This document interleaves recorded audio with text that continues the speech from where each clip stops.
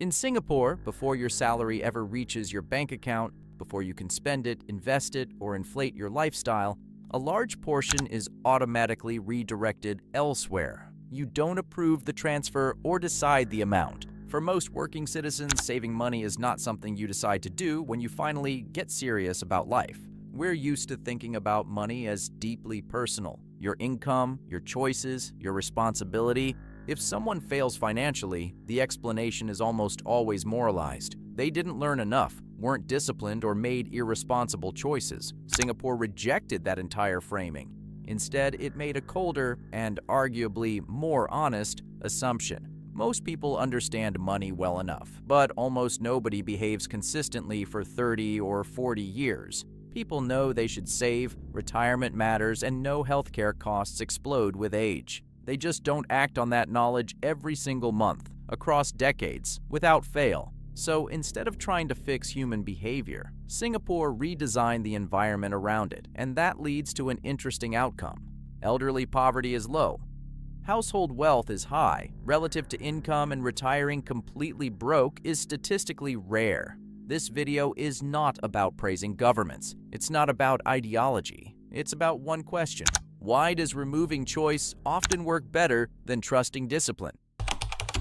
Singapore did not become wealthy by luck. It has no oil, almost no land, no meaningful agriculture, and no natural resources to exploit. When it became independent in 1965, the reality was harsh. A rapidly growing population with severe housing shortages, widespread poverty, and virtually no savings culture. There was no sustainable pension system, tradition of long-term investing, or buffer against an aging population. Most families lived paycheck to paycheck. The government understood something early. If people reached old age without assets, the burden would inevitably fall on the state. And once that happens at scale, systems don't bend, they collapse. Most countries respond to this problem in predictable ways, such as voluntary retirement plans, tax incentives, financial education campaigns. Singapore assumed those tools would fail, not because people are ignorant, but because humans are biologically wired for short-term survival. So Singapore made a foundational design decision. Financial security would not depend on self-control. It would be structural. That structure became the Central Provident Fund, CPF. CPF is a mandatory savings system for employees, covering retirement, housing, and healthcare. Every month, contributions are deducted automatically from wages, and employers are legally required to contribute on top of that. For workers aged 55 and below, total contributions are 37% of wages, 20% from the employee and 17% from the employer. As workers age, contribution rates decline, but participation remains mandatory while employed. This happens before spending decisions, before lifestyle inflation, before you ever feel rich. You never experience this money as disposable income, and that detail matters more than people realize. People don't struggle to save money they never touch. They struggle to save money they first experience as available. CPF removes that psychological battle entirely. Just to be clear, CPF is not one account. It's divided into 3 purpose-built compartments. They are ordinary account, special account, and meaty save account. Ordinary account is used for housing, approved investments, insurance, and education, while special account is dedicated exclusively to retirement, higher interest, and far stricter access. Lastly, MediSave account is reserved for healthcare expenses and medical insurance. At age 55, the ordinary account and special account are combined into a retirement account. With that, the special account is closed and the retirement account becomes the core retirement pool. This separation is not bureaucratic, it's behavioral. In most countries, people save into a single generic pile, and that pile has no protection. Suddenly, unexpected expenses come, lifestyle slowly creeps upward, short-term comfort keeps winning, and eventually, all the savings are gone and the pile disappears. CPF removes the pile entirely. Each dollar has a predefined job, and money without a job almost always gets spent. CPF is not designed to maximize returns. It's designed to guarantee outcomes. Ordinary account earns a minimum 2.5%, while special account, Medicare account, and retirement account earn a minimum 4%. Additional 1% interest applies to the first 60,000 Singapore dollar of combined balances, with age-based bonuses later in life.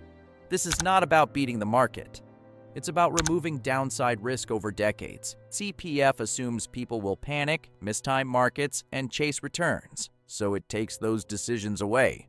Modern financial systems optimize for convenience. Instant withdrawals, one-click transfers, maximum flexibility. Singapore chose the opposite. CPF is intentionally restrictive. Withdrawals are slow, rules are strict, and liquidity is limited. That friction prevents panic decisions during recessions, emotional reactions to volatility, and it prevents people from undoing decades of saving in one bad year. The system assumes irrational behavior under stress and designs around it.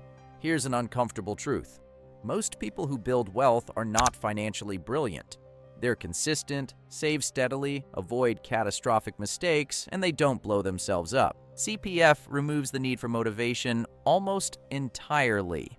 You don't need to understand compound interest. You don't need to read books or even need to care. You are forced to participate. Over 30 or 40 years, forced consistency beats voluntary discipline almost every time.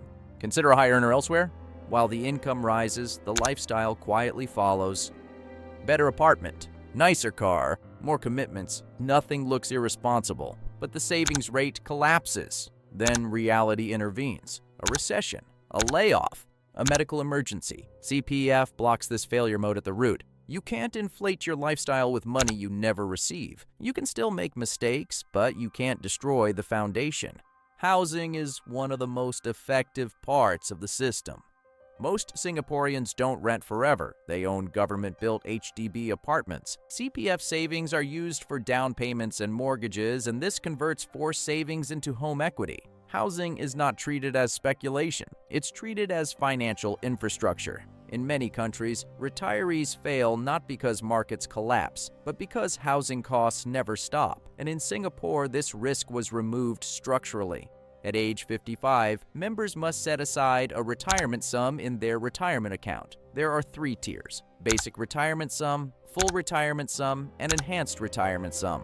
For those turning 55 in 2024, full retirement sum is 205,800 Singapore dollars. Anything above full retirement sum can be withdrawn in cash. From payout age, now 65, most members enter CPF Life, a lifetime annuity. Not 20 years, but for life.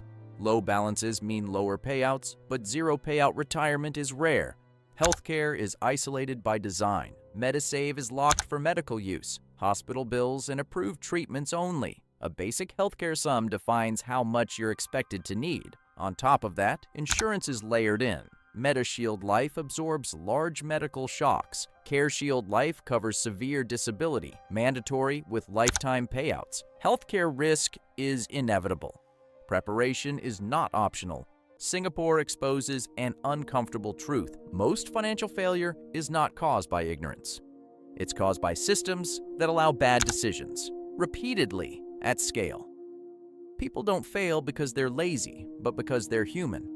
Singapore didn't try to make people smarter. It made bad decisions harder. Forced structure, automation, friction. These outperform motivation every time. The real question isn't, would you want to be forced to save? It's, how different would your financial life be if you simply couldn't destroy it early? That's the real lesson from Singapore.